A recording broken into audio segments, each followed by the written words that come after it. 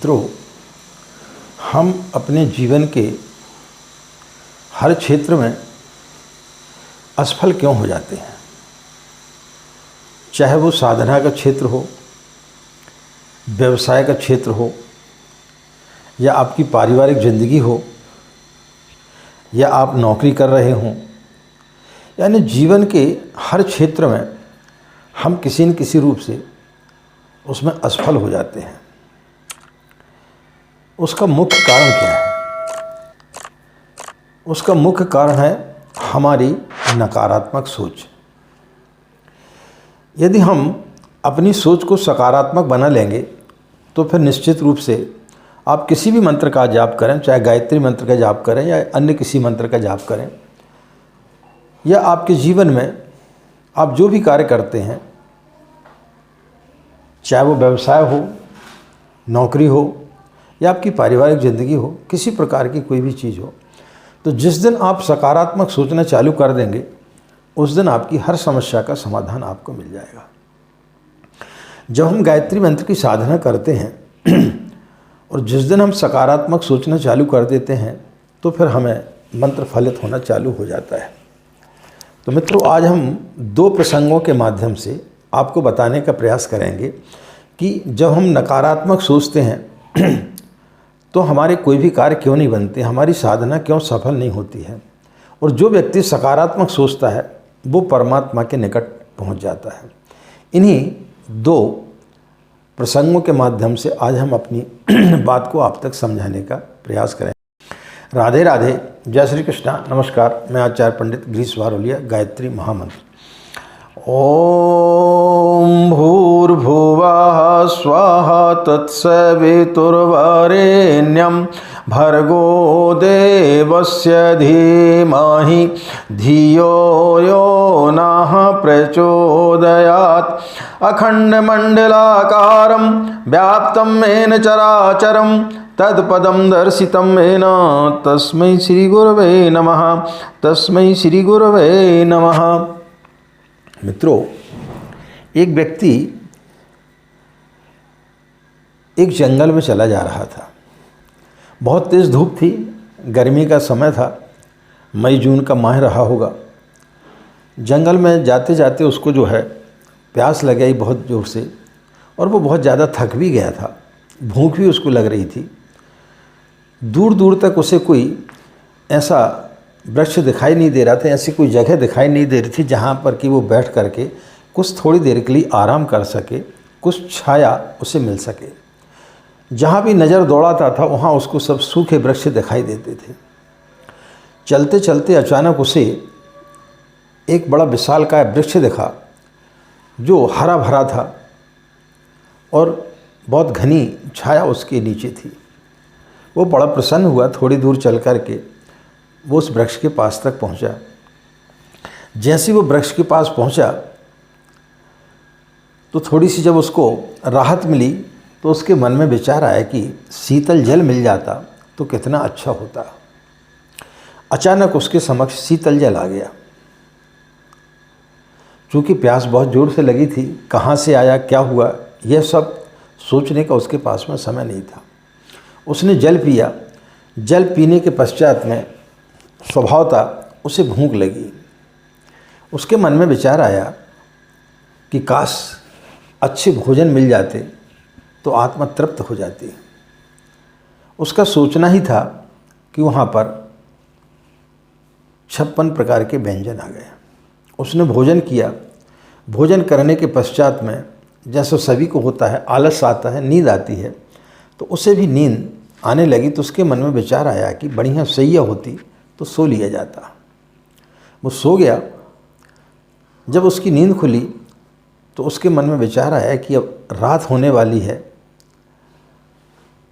अंधकार छाने वाला है, घना जंगल है, यहाँ कहीं आसपास कोई शेर तो नहीं है। तो अचानक शेर आ गया। जैसे उसने शेर को देखा तो उसके मन में विचार आया कि शेर मुझे खा तो नहीं जाएगा। शेर ने उसे खा लिया। मित्रों, वह वृक्ष क्या था? कल्प वृक्ष था। कल्प वृक्ष का मतलब होता है कि आप जैसा सोचते हैं वैसा आपके साथ में घट जाता है। तो हम जब साधना करते हैं या कोई भी कार्य करते हैं तो हमारे मन में इसी प्रकार के विचार आते हैं और हम हमेशा नकारात्मक सोचते हैं। सकारात्मक सोच को लेकर के हम कभी भी साधना में नहीं बैठते हैं, ना ही हम अपने व्यवसाय स्थल पर बैठते हैं, ना ही हम नौकरी करने के लिए जाते हैं और ना ही हम अपने परिवार के साथ में रहते हैं। जब भी हम सोचते हैं हमेशा नकारात्मक ही सोचते हैं और उसी सोच का परिणाम होता है कि हम जैसा सोचते चले जाते हैं वैसी घटना हमारे जीवन में घटते हुए चली जाती हैं। हर व्यक्ति के जीवन में अच्छा और बुरा दोनों प्रकार का समय आता है। दिन भर में यदि आप आकलन करें तो आपके जीवन में सुखद क्षण भी आए थे और दुखद क्षण भी आए थे, लेकिन हम हमेशा अपने जीवन में दुखद क्षणों को ही याद करते हैं और उन्हीं दुखद क्षणों को लेकर के हम हमेशा जीते रहते हैं। तो उन दुखद क्षणों को लेकर के हम इतने ज़्यादा गहरी सोच में पड़ जाते हैं, इतने ज़्यादा हम जो है अपने विचारों में खो जाते हैं, नकारात्मक विचारों में, तो हमारे साथ में वैसा ही घटना प्रारंभ हो जाता है। फिर हम साधना करते हैं तो हमें लगता है कि हमारी साधना सफल नहीं हो रही है, क्योंकि जब आप साधना करते तो आपके मन में हमेशा यही विचार रहता है कि पता नहीं हमारी साधना सफल होगी कि नहीं होगी। हम नौकरी करने जा रहे हैं तो पता नहीं हमारी नौकरी कुछ समय तक रहेगी कि नहीं रहेगी। फला स्त्री से हमने जो है प्रेम कर लिया, पता नहीं ये हमारा साथ देगी कि नहीं देगी। इस पुरुष से हमने शादी कर ली, पता नहीं है हमारे जीवन में खुशियाँ लाएगा कि नहीं लाएगा। तो काम होने के पहले ही हमारे मन में जो है नकारात्मक विचार आ जाते हैं और फिर हम जैसा सोचते हैं वैसे ही हमारा जीवन बनते हुए चला जाता है। इसलिए हम जो है हमेशा दुखी रहते हैं। तो हम यदि अपने जीवन में नकारात्मक विचार ना लाएं तो फिर निश्चित रूप से हमारा जीवन सफल हो जाएगा। तो हमेशा व्यक्ति को जीवन में सकारात्मक सोचना चाहिए। दिन भर में आप सिर्फ उन्हीं क्षणों को याद करें जब ईश्वर ने आपको सुख का समय दिया था। लेकिन जो सुख के क्षण होते हैं हम दुख में इतने ज़्यादा डूबे रहते हैं कि उन सुख के क्षणों को हम भूल जाते हैं। लेकिन यदि आप उन सुख के क्षणों को याद करेंगे तो दुख के क्षण फिर आपके कभी आएंगे ही नहीं। आपको अपने जीवन में सुख ही सुख दिखाई देंगे। बस अपने देखने का नज़रिया आपको बदलना पड़ेगा। बदला जाए दृष्टिकोण तो हर इंसान बदल सकता है। दो सन्यासी थे, भिक्षा अर्जित करने के पश्चात में शाम को अपने नदी के तट पर उनका एक झोपड़ा था, अपने झोपड़े के पास चले जा रहे थे। अचानक आंधी तूफान आई, बहुत ज़ोर से बारिश हुई। तो जैसे वो दोनों सन्यासी वहाँ पर पहुँचे तो जो पहला व्यक्ति पहुँचा उसने देखा कि आधा जो उनकी झोपड़ा था वो उड़ चुका था, आधा बचा हुआ था और बहुत ज़ोर से बारिश हो रही थी। तो उसने जाके भगवान को धन्यवाद दिया कि हे प्रभु, तेरी बड़ी कृपा है कि तूने कम से कम हमारे आधे झोपड़े को तो बचा दिया। हमें आधे झोपड़े की ही ज़रूरत थी। आंधी का क्या भरोसा, आंधी थोड़ी जानती है कि ये किसी साधु का झोपड़ा है, किसी सन्यासी का झोपड़ा है, कि किसी गरीब का झोपड़ा है। हो सकता है वो पूरा का पूरा उड़ा करके ले जाती, लेकिन तेरा बड़ा धन्यवाद है कि तूने कम से कम आधा तो बचा दिया। उसके पीछे पीछे दूसरा सन्यासी चला आ रहा था। उसने जैसे देखा कि झोपड़ा जो है वो आधा उड़ चुका है, उसने ऊपर की तरफ देखा और आँखों से आंसू आने लगे और ज़ोर ज़ोर से चिल्लाने लगा कि हे परमात्मा, शहर में इतने बड़े बड़े लोग हैं जो कभी तुझे भजते भी नहीं हैं, तेरा नाम भी नहीं लेते हैं, लेकिन उनके महलों को तो तूने कभी नहीं उड़ाया। हम दिन रात तेरा नाम लेते हैं, इसके बाद तूने हमारे झोपड़े को जो है उड़ा दिया। हमारे साथ में बड़ा अनर्थ किया तूने। वो बहुत ज़्यादा विश्वास से भर गया। रात भर इधर उधर करवटें बदलता रहा। लेकिन जो पहला सन्यासी था, जब वो रात को सोया तो बड़ी सुकून की नींद सोया। उसने परमात्मा को धन्यवाद दिया कि हे प्रभु, जब हम झोपड़े में सोते थे तो ये चांद तारे हमें दिखाई नहीं देते थे, आकाश हमें दिखाई नहीं देता था।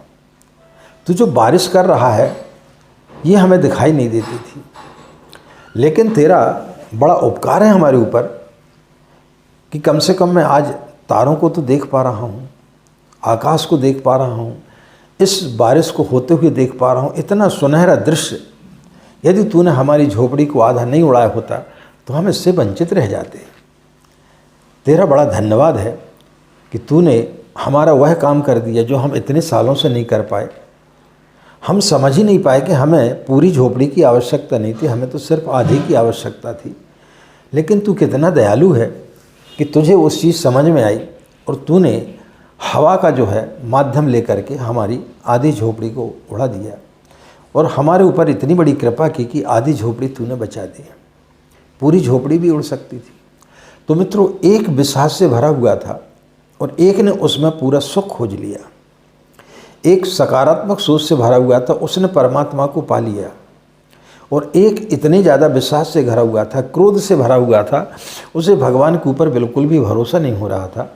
वो रात भर करवटें बदलता रहा, उसको रात भर नींद नहीं आ सकी। लेकिन दूसरा सन्यासी आराम से सोया और उसने उन परिस्थितियों में ही आनंद खोज लिया।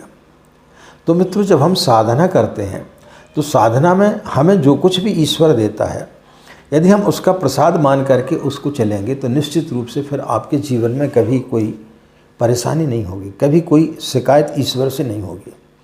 ईश्वर से शिकायत कैसी करना? ईश्वर जो हमें देता है उसे पता है कि आपको क्या चाहिए, तो जो हमें चाहिए ईश्वर हमें दे देता है। लेकिन जब हमें कष्ट कब होता है, हमें दुख कब होता है कि जब हम कोई कामना करते और जब हमारी कामना पूरी नहीं होती तब हमें दुख होता है। तो ज़रूरी नहीं है कि जो चीज़ आप चाह रहे हैं ईश्वर भी वही चाहता है। ईश्वर के चाहने का, ईश्वर के देखने का नज़रिया अलग है, तो वो अपने हिसाब से सारे लोगों को चलाता है। तो मित्रों, जिस दिन आप अपने दृष्टिकोण को बदल देंगे, जिस दिन आपके अंदर सकारात्मक विचार आना प्रारंभ हो जाएंगे, उस दिन आपकी गायत्री साधना सफल हो जाएगी। गायत्री मंत्र करता क्या है? धियो योनः प्रचोदयात्, हमारी बुद्धि को सन्मार्ग की ओर ले जाता है, यानी हमारे विचारों को सकारात्मक बनाता है। तो जो भी व्यक्ति गायत्री की साधना करता है और उसके जब विचार सकारात्मक आने लगते हैं, तब फिर वो, चाहे वो अपना परिवार हो या नौकरी हो या व्यवसाय हो या जीवन की किसी प्रकार की कोई भी समस्या हो, उसे वो बहुत सहज तरीके से लेकर के और उनमें भी खुशियाँ ढूंढते हुए अपने जीवन को जी लेता है। तो मित्रों, जब भी हम साधना करते हैं, इस प्रकार से साधना करें कि बस यही हमारे पास में आज का दिन है। यदि कोई आपको बता दे कि आज शाम को आपकी मृत्यु होने वाली, तो फिर आप कोई गलत काम नहीं करेंगे, आपके मन में कभी कोई गलत विचार नहीं आएंगे। तो जो व्यक्ति जीवन को सुबह प्रातःकाल अपना जीवन समझता है कि हे परमात्मा, तेरी बड़ी कृपा है कि आज तूने हमें जीने का अवसर दिया, तो उस दिन फिर व्यक्ति जो है अपने सिर्फ सुखद क्षणों को ही याद करता है, बुरे क्षणों को कभी अपने ऊपर नहीं लाता है, उनको भी वो जो है अपनी सोच से अच्छे क्षणों में बदल देता है। लेकिन जो व्यक्ति विश्वास से भरा होता है, उसके लिए अच्छे क्षण दिखाई ही नहीं पड़ते हैं। तो अपने दृष्टिकोण को बदलें, अपनी सोच को बदलें, तो निश्चित रूप से आपकी गायत्री साधना सफल होगी। और जब गायत्री साधना सफल होगी तो आपके सारे काम ऐसे बनते हुए चले जाएंगे कि आपको समझ में भी नहीं आएगा कि आपके कार्य कैसे बन रहे हैं। आपके कार्य बनते या बिगड़ते सिर्फ आपकी सोच के कारण बदलते हैं। तो जिस दिन व्यक्ति ने सकारात्मक सोचना चालू कर दिया, उस दिन उसके जीवन में किसी प्रकार की कोई भी कठिनाई नहीं होती है, न किसी प्रकार की कोई भी मुसीबत आती है, उसकी सारी समस्याओं का समाधान होते हुए चला जाता है। तो गायत्री मंत्र आपकी समस्याओं का समाधान किस प्रकार से करता है? आपके अंदर सकारात्मक सोच लाता है। तो जिस दिन व्यक्ति के अंदर सकारात्मक सोच आ गई, उस दिन निश्चित रूप से वो परमात्मा के करीब पहुंच जाता है। आशा है मित्रों, इन दो प्रसंगों के माध्यम से हमने दो सूत्र आपको बताए। यदि इनको जीवन में आप अपनाएंगे, यानी नकारात्मक सोच को छोड़ेंगे और सकारात्मक सोच आप लेकर के आएंगे, तो निश्चित रूप से आपको मंत्र फलित होगा। इन्हीं कामनाओं के साथ में कि आपका दिन मंगलमय हो, आप लोग खुश रहें, मस्त रहें, माँ गायत्री की असीम कृपा इसी प्रकार आप लोगों के ऊपर बनी रहे। आज की बात समाप्त। हमें आज्ञा दें। नमस्कार। ओम शांति।